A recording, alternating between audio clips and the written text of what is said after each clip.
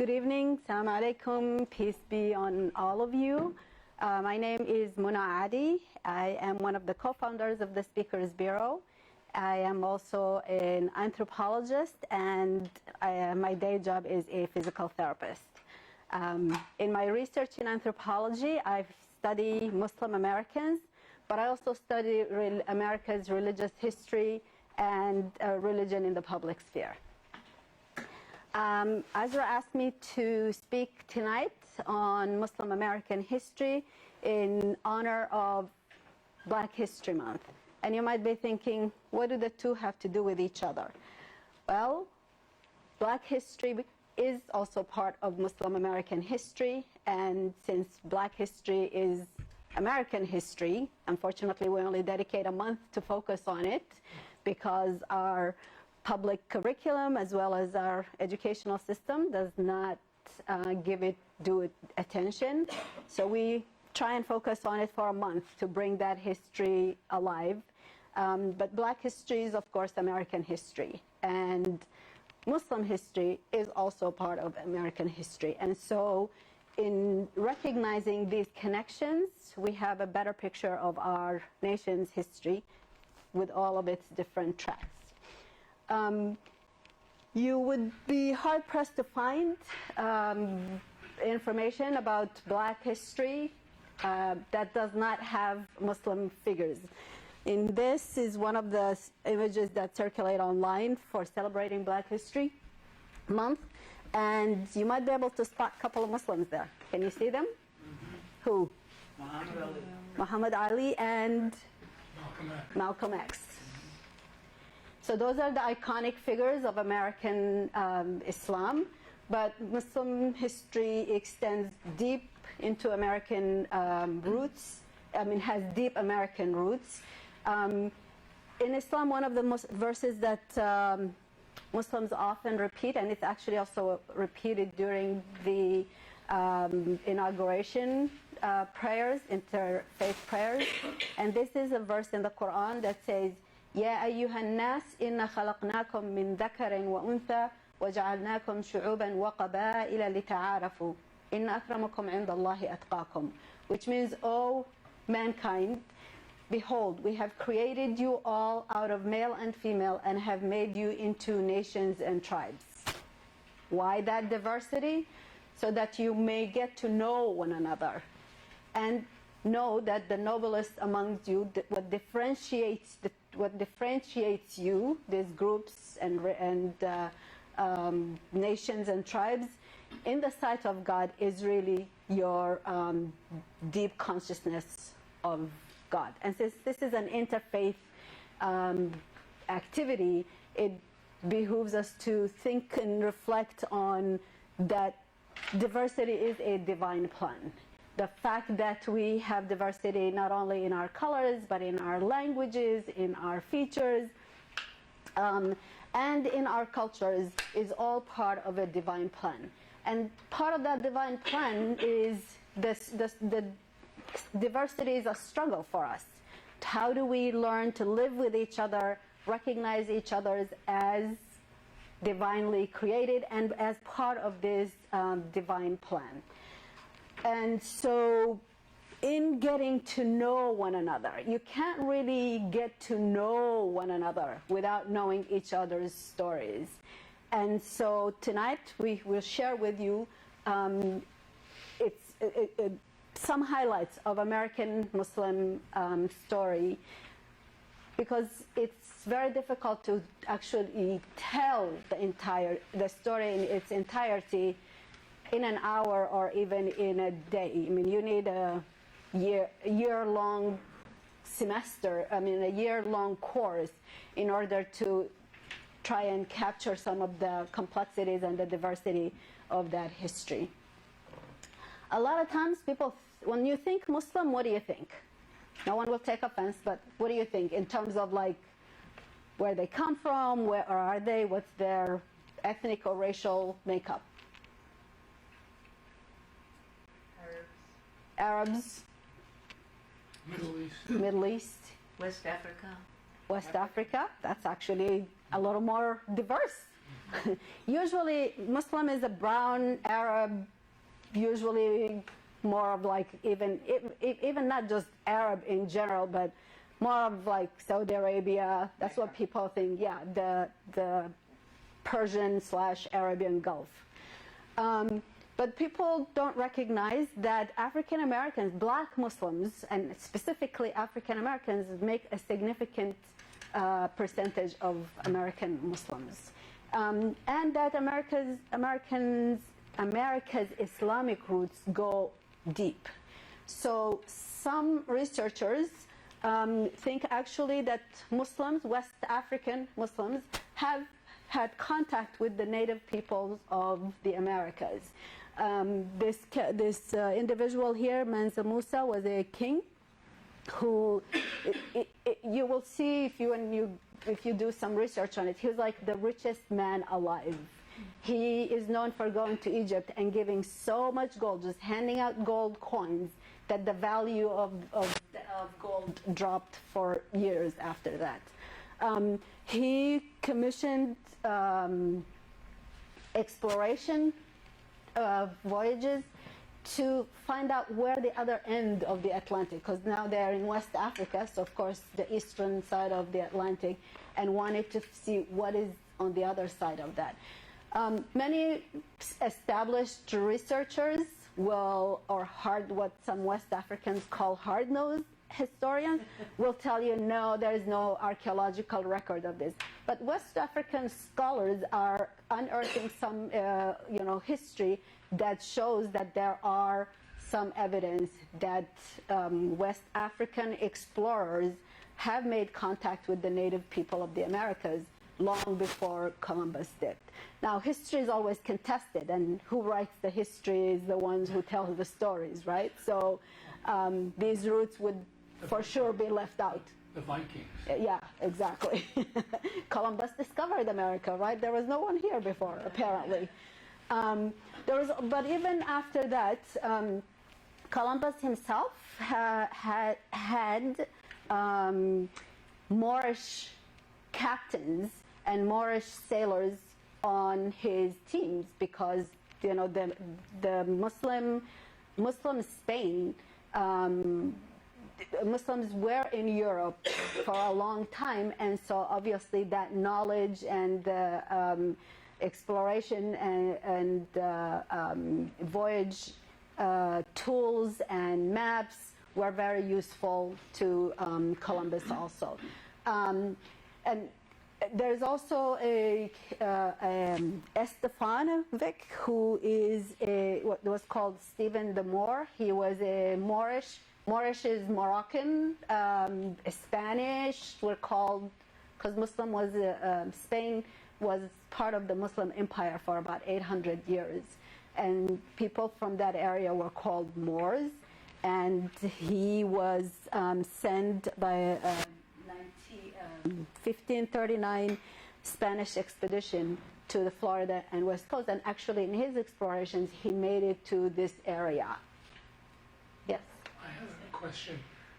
With Ferdinand and Isabella, where they, turned the country Catholic and moved the Moors out, moved the Jews out, and everything else. Yet this fellow was part of a Spanish expedition in 1539.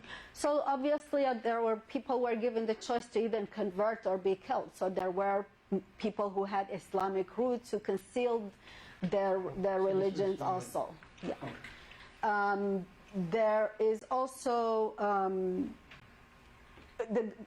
apart from that earlier history, however, there was a significant percentage of Africans who were brought to North America through the slave trade who were Muslims. Researchers say anywhere from 10% to 30% of Africans who were enslaved were actually Muslims.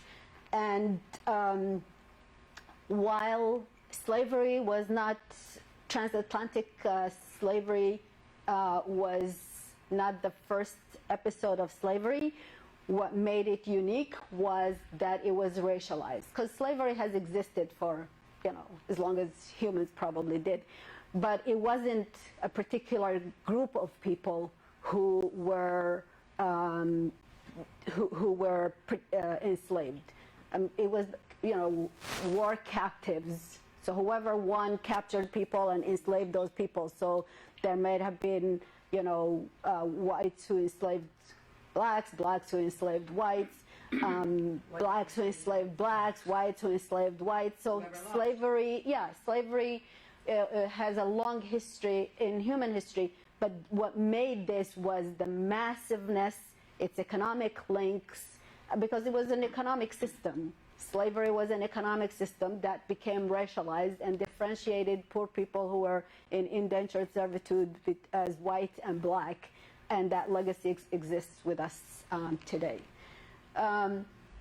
Among those early enslaved Muslims in North America were some figures that were people who were captured in war and then sold into slavery. And one of them is this gentleman called Abdurrahman Ibrahim Sori, who was actually a royalty. He was captured and sold into slavery in 1788, and he was enslaved for 40 years in Mississippi. He was known as a prince among slaves, and there is a movie, actually, a PBS documentary that you can watch called Prince Among Slaves, which details his story. He eventually was freed and returned to Liberia at the intervention of the Sultan of Morocco and President John Quincy Adams. He died the same year. He didn't live very long. There was, the fact that people survived slavery is a miracle. The next figure is Bilali Muhammad, who was an overseer in this island in Georgia called Sapelo Island, and he was also a person of leadership skills. So he actually persuaded the people to take arms against the British and help protect that island. And slave owners did not give their slaves weapons because they knew what would happen if they did. But this trusted him to help with defending the island.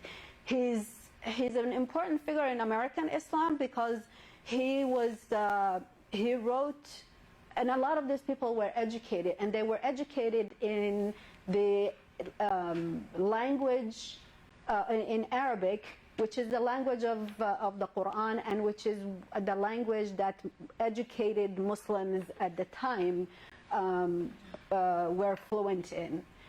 Anybody, whether you're African or a Persian or a European, if you were an educated person back then, Arabic was the language that you were educated in. And so he wrote what some scholars consider the first text in North America on fiqh. Fiqh is Islamic jurisprudence. Another figure is Omar bin Said. Sometimes you see that spelled as Said, S-A-I-D. He was also a scholar of Islam who was abducted and enslaved at the age of 37 in the Carolinas. He's a prolific writer and has manuscripts. The Library of Congress has actually made those manuscripts public. Wow. And so you can just Google them and go into the Library of Congress and read some of these manuscripts. These two other figures, Job or Ayub bin Suleiman Diallo, he was the son of a prominent religious leader. He was captured in 1730 and was sent to Maryland. All of them, by the way, tried to run away and unfortunately were captured. And each one of them, really, if there was funding and someone who was ready to lead a project, they would make amazing movies based on these individuals' history.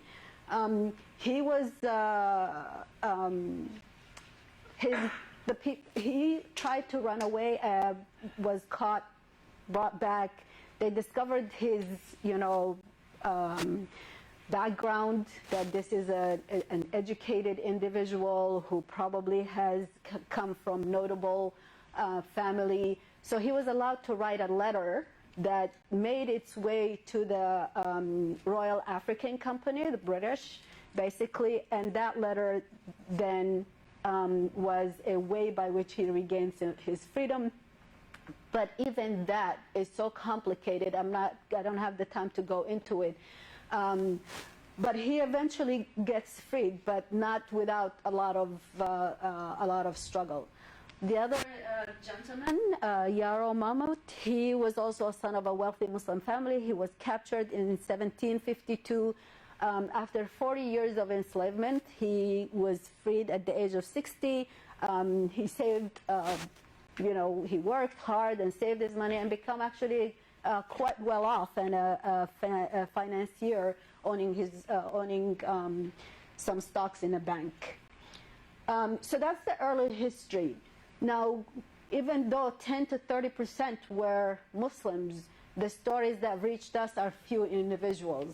And a lot of people who were Muslim were basically made to leave their religion. So that religious and cultural history, as in many Africans who were enslaved, regardless of their religion, that was lost.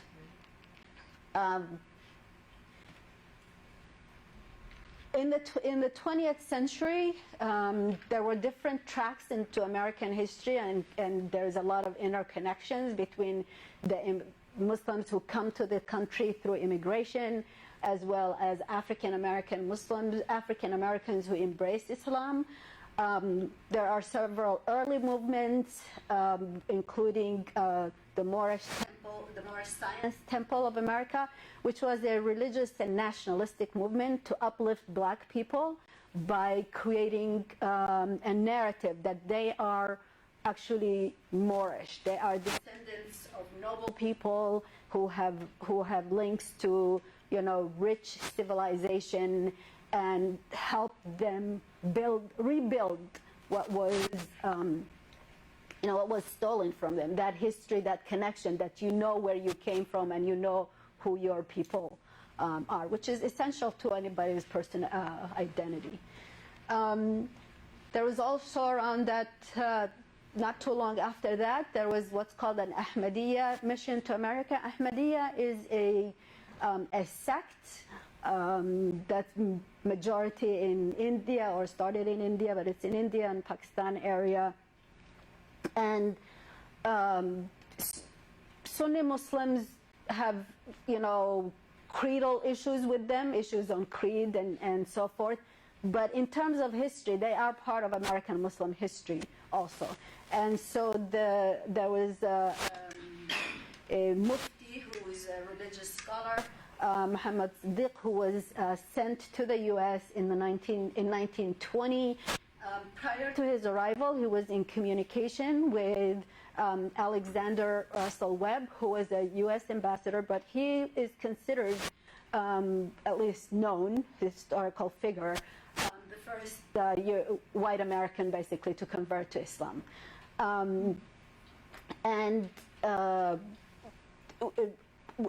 Some argue that it was that correspondence that actually helped him convert, even though we don't have a clear indication that was the reason he converted. Nevertheless, Muhammad Siddiqui, they started this mission to America and created, relationships with African Americans. They were very troubled by the racial tensions and the racial hierarchy, and tried to bridge that divide. So they introduced a lot of African Americans to Islam, and some came through that path to Islam. And where was that person located? They, in New York, but they also had a significant presence in Chicago, and Michigan. Prior to that, however, there were already immigrants, Arab immigrants, and South Asian immigrants who were arriving or had arrived. The first wave came from what was at the time called Greater Syria. Greater Syria is today or contemporary Syria, Lebanon, Jordan, and Palestine, Israel territory. And they were part of the Ottoman Empire, so that's how they came to seek better future. Many of them were rural young men who came, for better economic opportunities. And with World War I, they were sort of cut off from, families back home. So they intermarried, and many of them assimilated into the larger society. Some were Muslims, and some were not. Some were Muslims, some others were Christians. People forget that Arabs are Christians, but there are Arabs who are Christians, or there are Arabs who are Jews, Jews who are also, Persian, and Africans. It's hard for people to wrap their mind around it because we've been sort of indoctrinated to think that you're Jewish and you can't be Arab because that's your arch enemy. But there is historical figures and even contemporary figures of Arabs who are Jews and who are in Israel and have second-class status and are sort of longing to, for the land from which they had been separated. There were also South Asian immigrants, what we would call today Indians or Pakistanis or Bangladeshi, that whole region in the Indian subcontinent. And many of them settled in California and Oregon because they were also farmers. So they joined the farming, there were farmhands there. Many of them were men, again from rural areas. 10 to 12% of them were Muslims. The rest were, of course, Christians and Hindus and Sikh. And they integrated with the other people of color because back then the racial hierarchy was you're white, red if you're Indian, or black. And so that's who they integrated with. They married black women and Latinas and integrated into the minority communities. But those history, African American history and or black Muslim history and immigrant history are not two parallel tracks. They intersect and commingle and have common tracks at many points. One significant point of contact is this individual, Dus Muhammad Ali. He was an Egyptian American activist and an artist, and he edited the Journal of African Times. So he was working with African American nationalists. This was also the period where African countries were fighting the colonial powers, and there was post-colonial aspirations. He worked with Marcus Garvey and was headed a division of Universal Negro Improvement Association. So there was a lot of work where they worked together. And for those of you who are not Muslim, you may not know that there are some tensions between African American Muslims and immigrant Muslims, in part because of coming and fitting into a racialized hierarchy. And some immigrants they see this racialized hierarchy, and they see the stereotypes and the racial the racialization of African Americans and the stereotypes and the images, and internalize some of that and reflect it back. There's also a class component to it because they see the immigrants often, especially in the 60s, post 65 immigration. There were a lot of professionals that came and people who fitted into the middle class, and to succeed in America in this racialized hierarchy, you distance yourself from the lower higher, the downtrodden, and you aspire, towards the white privilege. And so there is some tensions in that, and it's now more and more open in the community to address some of those tensions and bridge the gap and deal with some of the issues that the community, intra-community, like any family, there's tensions within the family, even though the family collectively struggles for, in the name of its faith and belonging. But there are some tensions also within the community. Part of that history is also the Nation of Islam, and here again, Sunni Muslims and Shia Muslims would have some theological issues with the Nation of Islam, and some of them would want to distance themselves from that. But that does not mean that they were not part of this history, this trajectory, because through the Nation of Islam, a significant number of African Americans came to embrace Sunni Islam. So the main individuals who led this, who were significant in this chapter, the Nation of Islam, was an individual called Wallace D. Farad. There's a lot of mystery that surrounds him. Some say that he was an immigrant from India. He was British educated. No one knows exactly what happened to him. He sort of kind of disappeared. So there's mystery that surrounds him. But he built this temple in 1930 in Detroit. But the ideology of Nation of America, again, it was a religious nationalist movement, and because of that, you have to they created some mythologies around it. So there was that the white,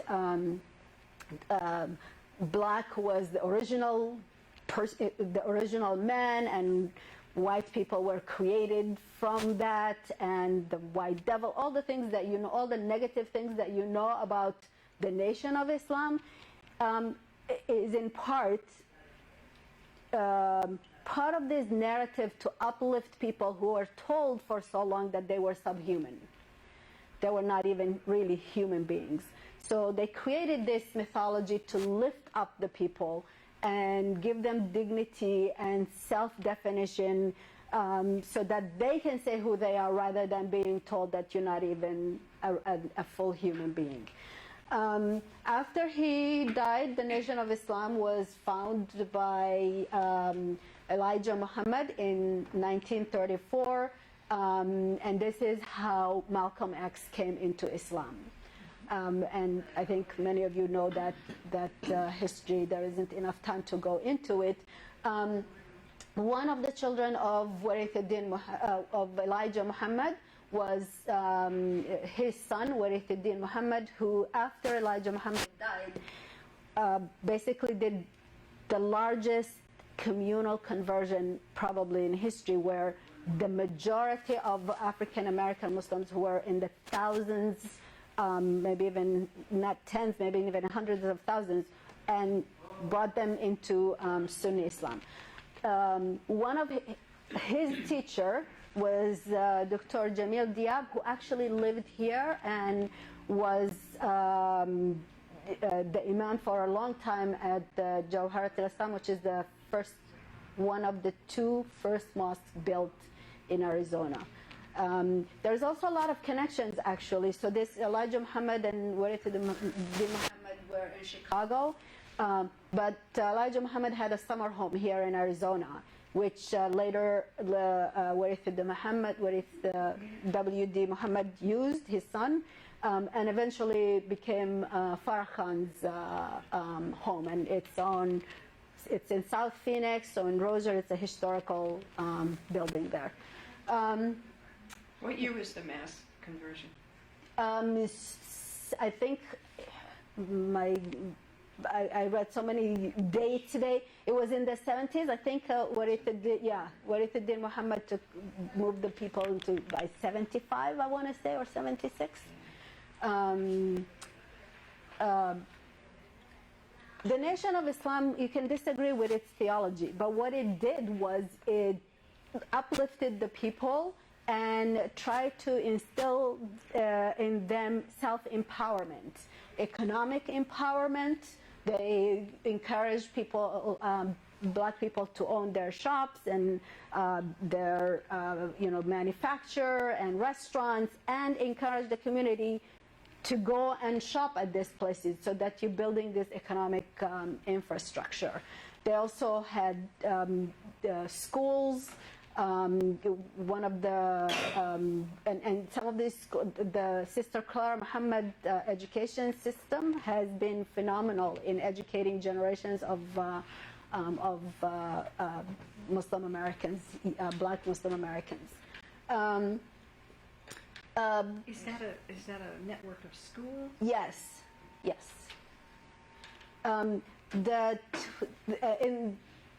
The demographics also changed a little bit. You know, after World War II, there were second-generation Muslims whose parents were immigrants, but they grew up in here, and one of them, Abdullah Ingram, created this Federation of Islamic Associations in the United States and Canada in 1952. It's really interesting because the early immigrants, they used the mosques as cultural centers. So if they were Syrians, there were Syrian mosques, and it was a cultural center, and they had, dances and meetings and prayers. But it was a community center as much as it was a place of prayers. And the history tends to repeat itself because a lot of younger generations now are arguing for mosques that are more inclusive, that are not just utilized for prayer times, but they're more of a cultural center. Maybe not the dances, but other cultural activities can happen there. Ingram was also, he was very comfortable having one foot in the larger society and while building the organization or infrastructure of Muslim Americans. So he was at the same time running the YMCA as he was building this federation. He petitioned to add the Scouts badge in the name of God for gaining religious knowledge, and which is Bismillah ar-Rahman ar-Rahim, the phrase that Muslims always recite. And he was a veteran in World War II, and so he fought for adding I as in the veterans, in the military dog tag, so that this person's religious identity is identified for burials and other religious rites. Shortly after that, there was Muslim Student Association that Muslim students have been coming for generations. Many of them thought this is a place where you study and you go back home. But many of them ended up staying, and as they stayed and had families, they realized, well, we're not going home. We better start building infrastructure and community here. So the Muslim Student Association eventually grew into the Islamic Society of North America with a smaller organization for the Muslim students that continued. So the Islamic Society of North America then began to address community issues, building mosques and building schools and funding for building these institutions and having presence at the national level. And both of our organizations still exist. With the civil rights movement, of course, it goes without saying that Muslims were, especially black Muslims, were an integral part of that movement and fighting for civil rights. As an outcome of that was the Immigration Act of 1965, which changed the demographics of Muslims. So there were all these professionals now that were coming, or students, that then became professionals and middle class and moved into suburban areas and became more and more isolated from other people of color. And there was also family reunification, which now has ended. But that allowed those men who came as single men to bring their families. So now you're creating a community with families and children and a future. So a lot of times there's a stereotype that Muslim immigrants are rich, middle class, and African American Muslims are poor in the inner city, those suburbia and inner city, middle class. But people don't realize that that's not really true. Yes, there were significant post-1965 immigrants that are middle class. There is also a significant number of African American Muslims who are middle class. But with the 1990s, there were a lot of refugee Muslims that came. And actually, in Arizona, many of us who have contacts with refugees know that for a long time, Arizona was actually the 8th state as a refugee destination. So in the 90s, we had Bosnians and Kosovars and Afghanis and Iraqis and Somalis and all kinds of groups that came, and tens of thousands of refugees diversified Arizona and settled and created economies and communities that have enriched the state. But a lot of these people, even if they were professionals in their countries, they couldn't use those credentials to work here and become those professionals. I know doctors who ended up just being translators or teachers because they can't practice here. But there are also people who came from countries that were war-torn for decades and didn't have the necessary education and skills, so they took whatever jobs that they could find and still managed to carve a living and raise children who could become educated and seek those careers that can uplift the whole family. Some notables, and I will go through this quick because this ends at 7:30. Yes? Yes. Yes. And I want to have some time for conversation. So I thought it would be good to give you some images of some Muslims that you may not think of. So Black American Muslim pioneers. So in the first two pictures, these are the first two congressmen. They're both African American. They were the first two Muslims in Congress. And there was a big brouhaha about Keith Allison's oath because he took his oath on the Quran, on Jefferson's copy of the Quran. Why not? Well, yeah, he's not. How dare he takes his oath on the Quran? He's a foreign agent, and the Islamophobes back then had a field day with that. Muhammad Ali. He was swearing in. Huh? When was he sworn in? 2001, So I think. Not that within long the ago. last 20 years. Yeah, it wasn't that long ago. There's two Bibles. There's two Bibles in that picture. Or two Qurans. Well, it's two books. I think one of them is the top one is the Quran. Yeah. I think both of them might be a copy of the Quran, but what he swore on is that he borrowed that from the Library of Congress from the Library of Congress and swore on it. Of course, the champ goes without saying. He never was shy and flaunted his Muslimness for anybody and everybody who wanted to know. This is a judge in New York, Caroline Diallo, who also swore on the Quran to take her oath. Ihsan Bagbi, he's a professor who's known for studying the mosques in America. So he surveys all the different mosques and keep track of the institutional growth of the community. Imam Zaid Shakir is an African-American co-founder of Zaytuna College, which is the first liberal arts college, Muslim liberal arts college in Berkeley, California, that is graduating Muslims who are fluent in their religious texts and in their cultural heritage. So they have that cultural competency being American Muslims and reading the texts through those lenses to make the religion relevant for especially young people in America. The next generation, of course, there are countless many others that this presentation cannot do justice, and we'll be sitting here and just talking about individuals all night long. But there are also the next younger generations of movers and shakers. So they are shaping policy. I'm sure you know of the 2 Muslim women in Congress elected 2017, Ilhan Omar from Minnesota and Rashida Tlaib from Michigan. We also have community organizers.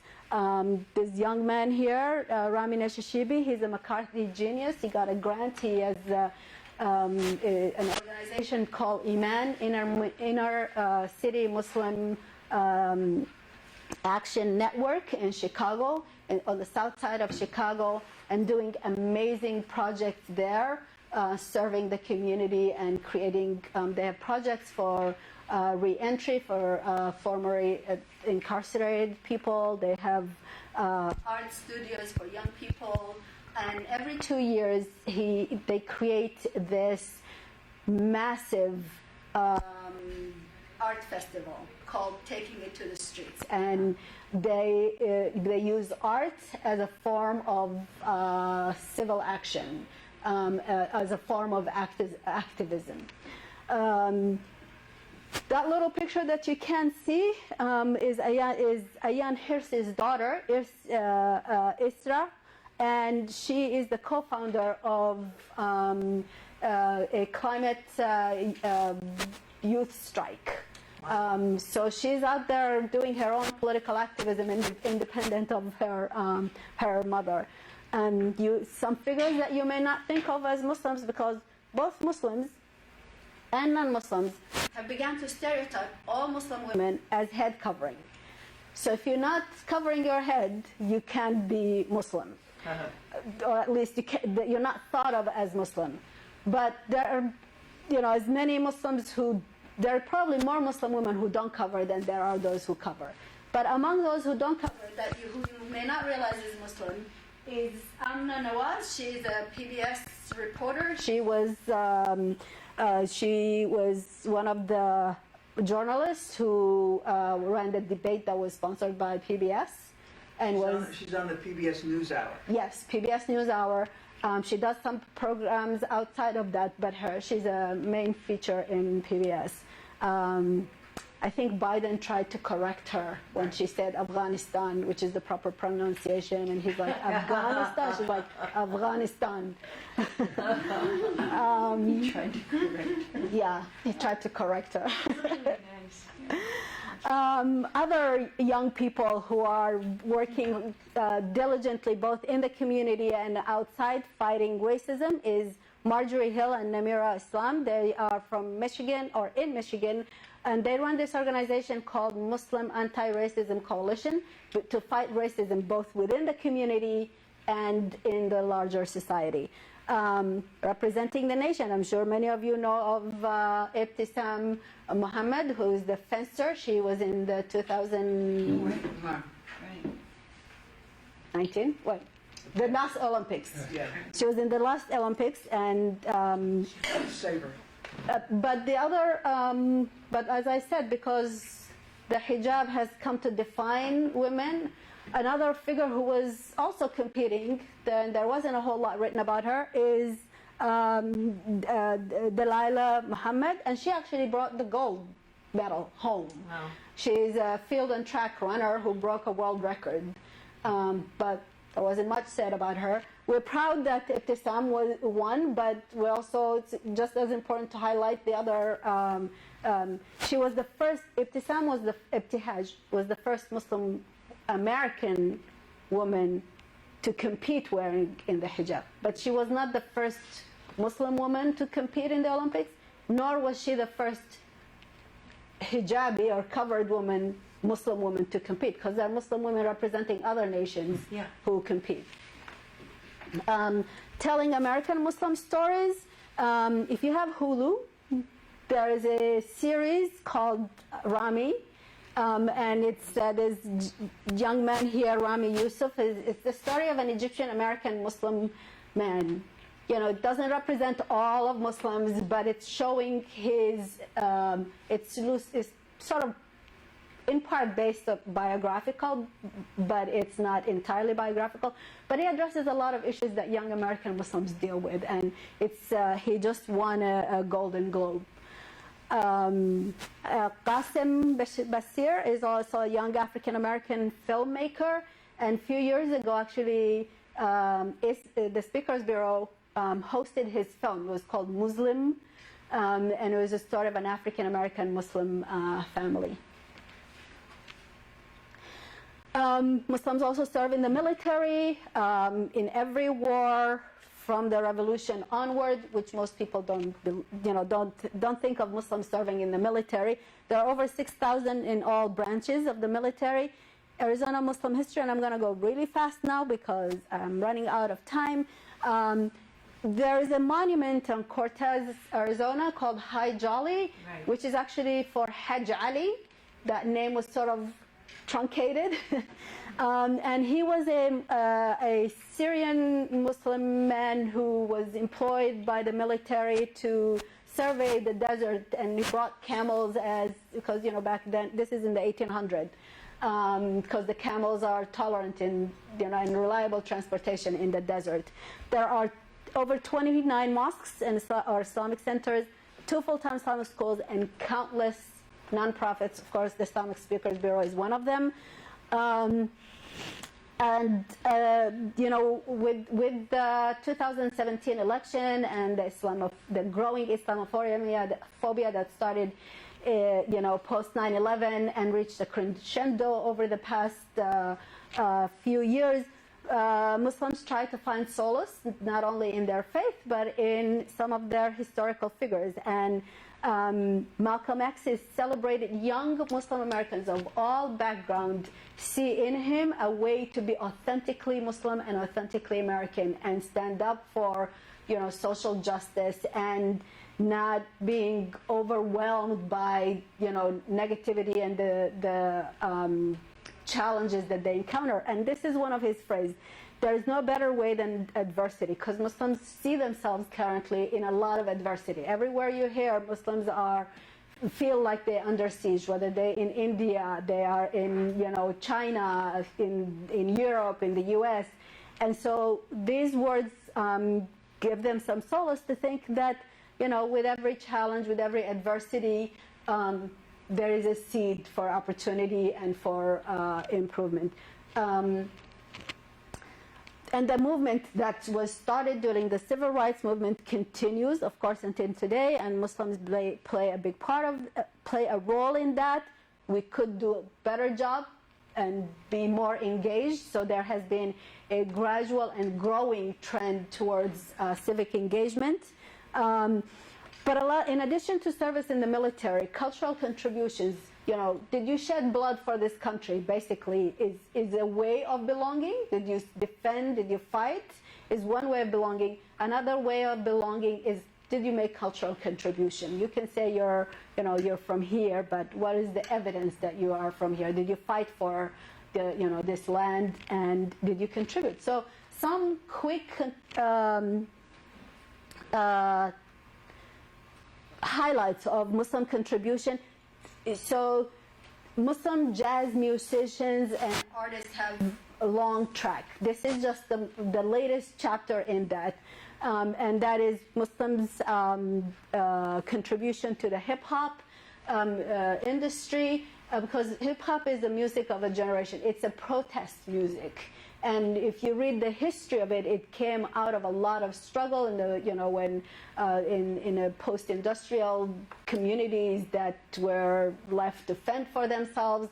So while many may think that's not for us, it's actually a music. It's the protest music of generations across the world, and there is a significant and deep links between Islam and hip hop.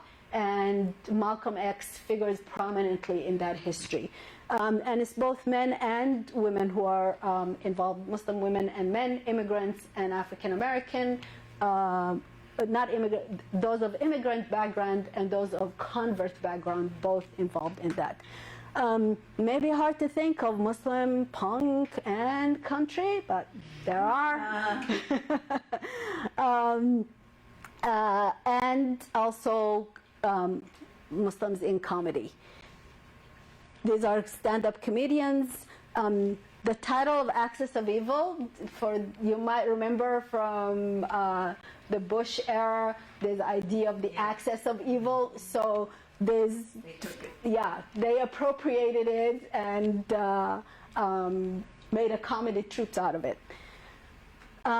Fiction, if you want to know people, you read their stories. And so and this is a very small portion of the literary production of Muslim Americans, where the main character's Islamic identity or their Muslim background is essential to the storyline. Because otherwise there have been ethnic stories written for a long time, but here the protagonist's Muslim identity is central to the story.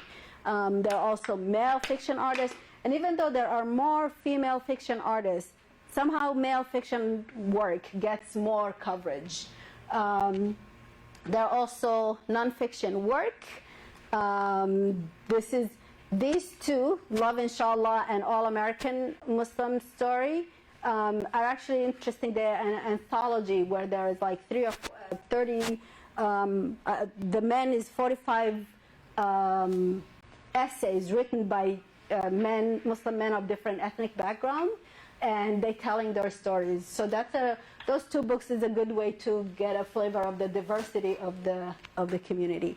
And then there's young adult and children novels, and there are a couple of plays, and there's actually a play based on one of the slave narratives that I had mentioned earlier that's opening in May in New York, I think. No, in the Carolinas, I think.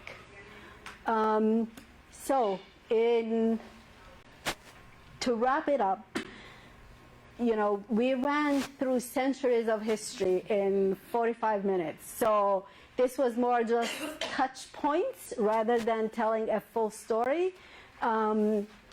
As I said, I study Muslim American history, and I did an ethnographic work for my dissertation project and put that into a book that I called Young Muslim America, Faith, Community, and Belonging. And I have some copies of it in here. And it goes through the history, but it has a lot of stories and quotes from young Muslims and how they see themselves.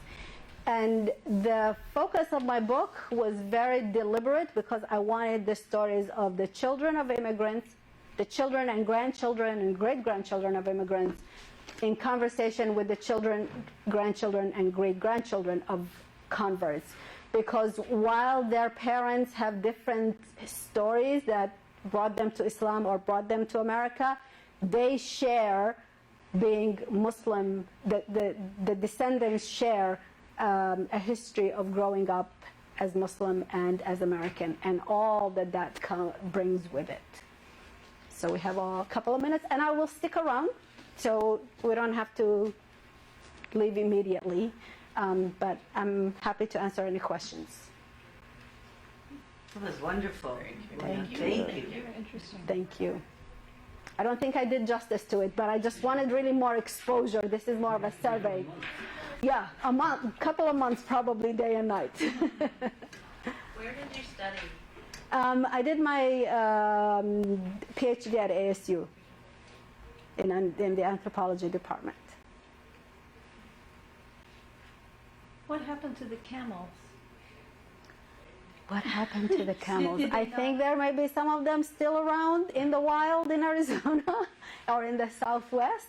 They were left to be- But the funding ended for that project. to be out there. Sorry? They were left on their own. There was Yeah, they somebody can- that owned yeah, a they couple survive. camels in Paradise Valley, Yeah. up on the hill. Yeah. What's Yeah. the story behind The it? funding, Hajj Ali was brought by the U.S. military with camels to see how they could be used for transportation. To carry mail, and because they're very durable, they're very efficient transporters in the desert where there isn't a whole lot of water. So when the funding for that project ended, I think the animals just were left to They fend were for left to themselves. their own devices. Yeah, and Died. and they're survivors, so there are probably some still around in the wild that we don't see in the city.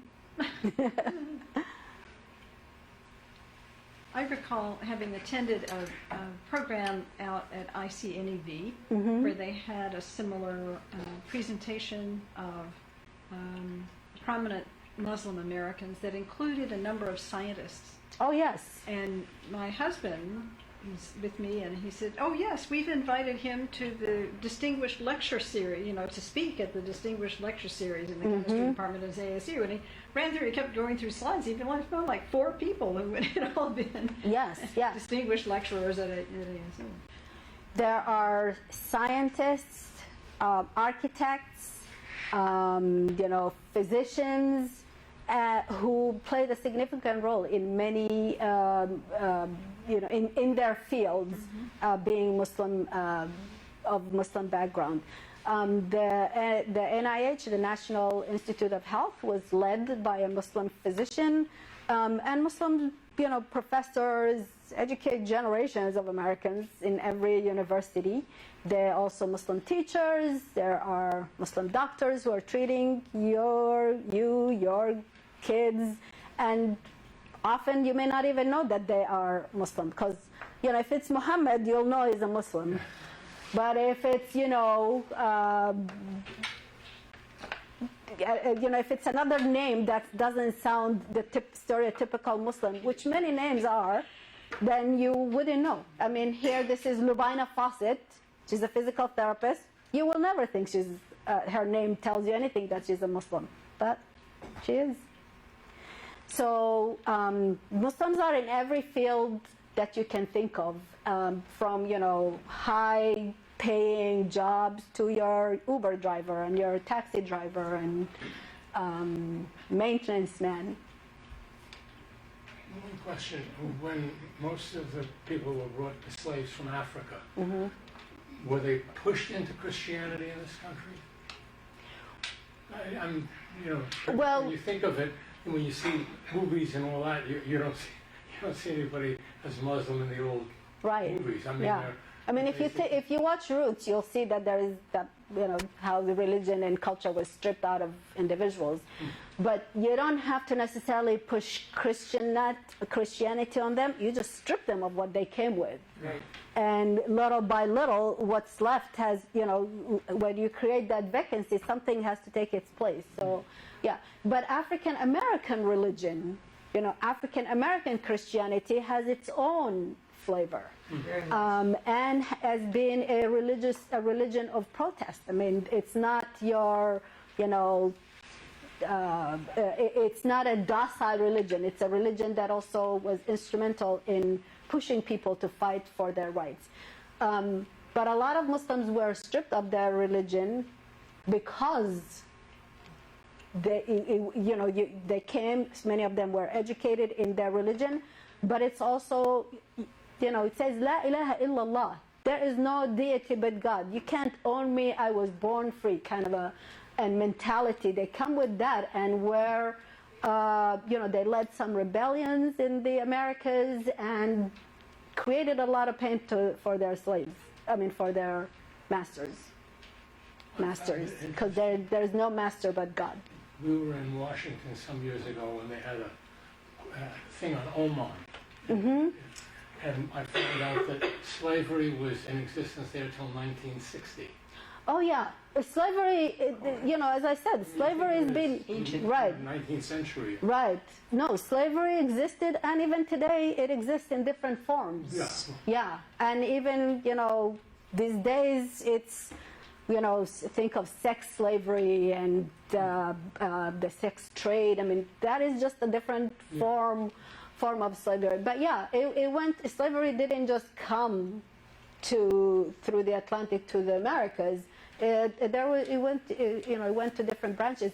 It's just that it was characteristically different here, because in some of these cultures, if an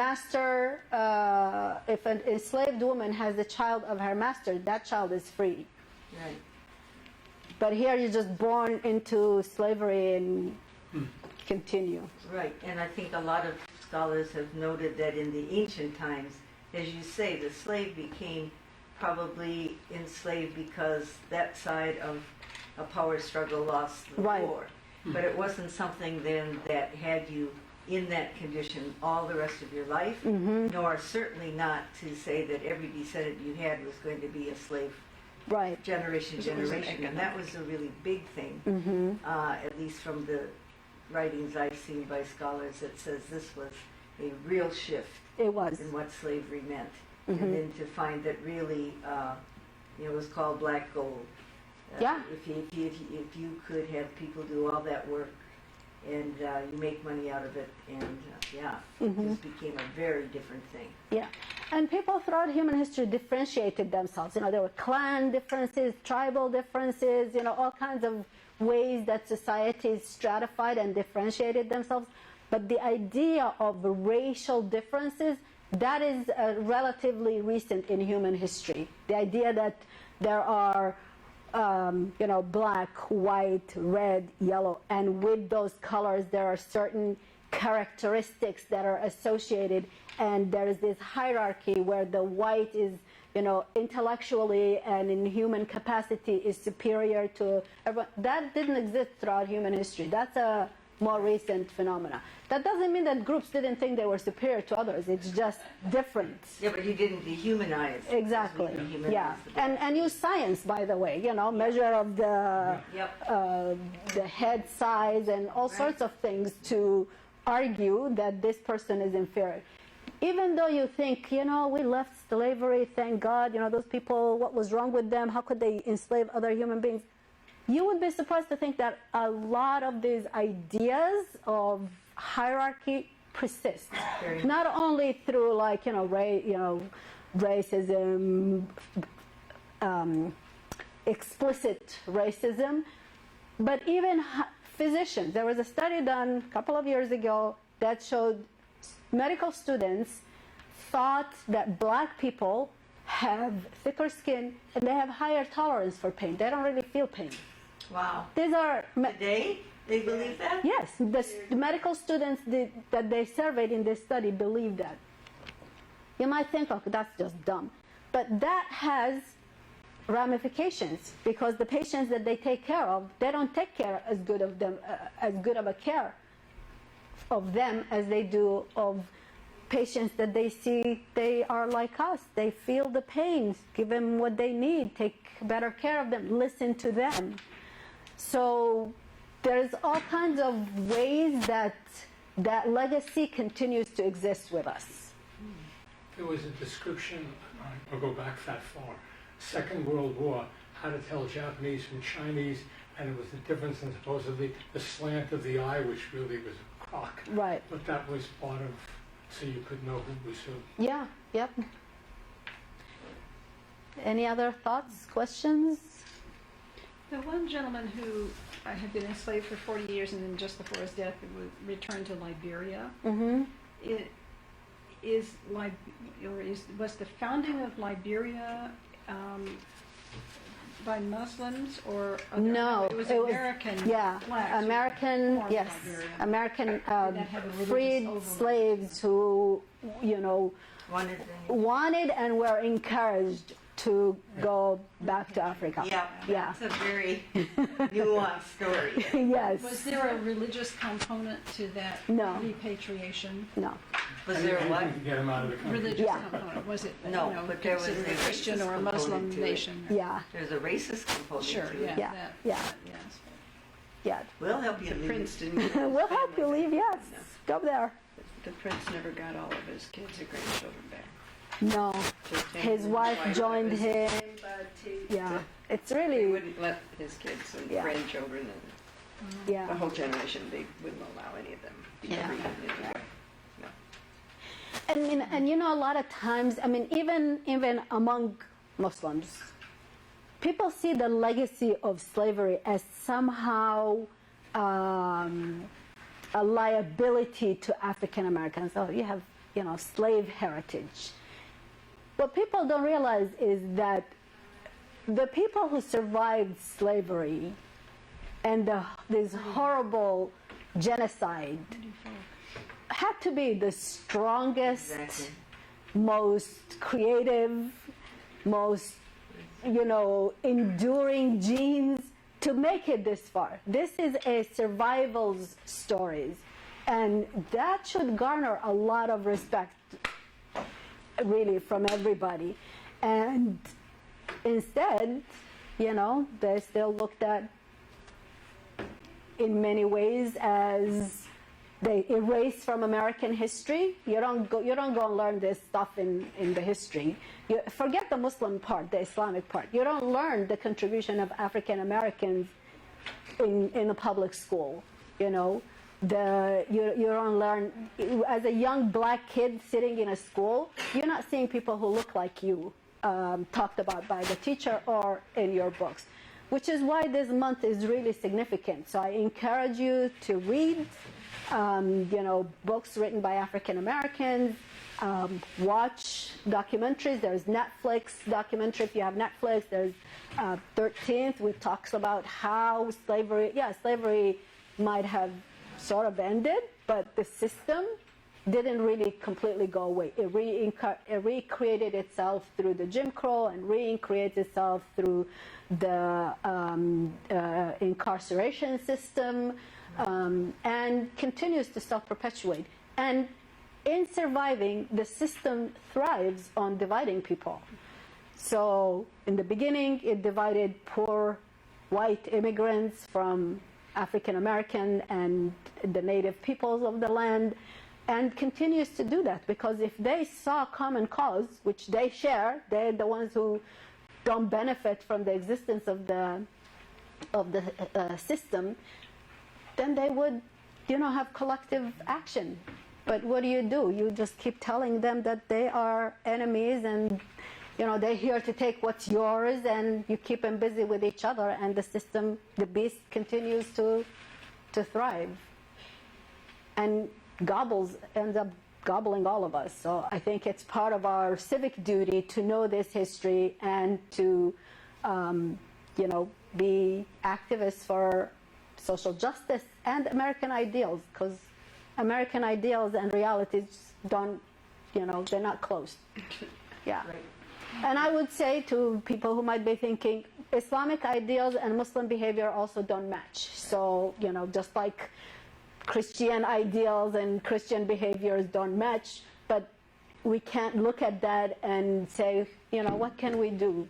We have to keep striving to bring, we don't lower the ideals, we try and raise the, Try to work toward Yeah. everything that will keep us. yes. Yeah. And thank you for being one. who Thank does you that so very well. much. Appreciate your attendance.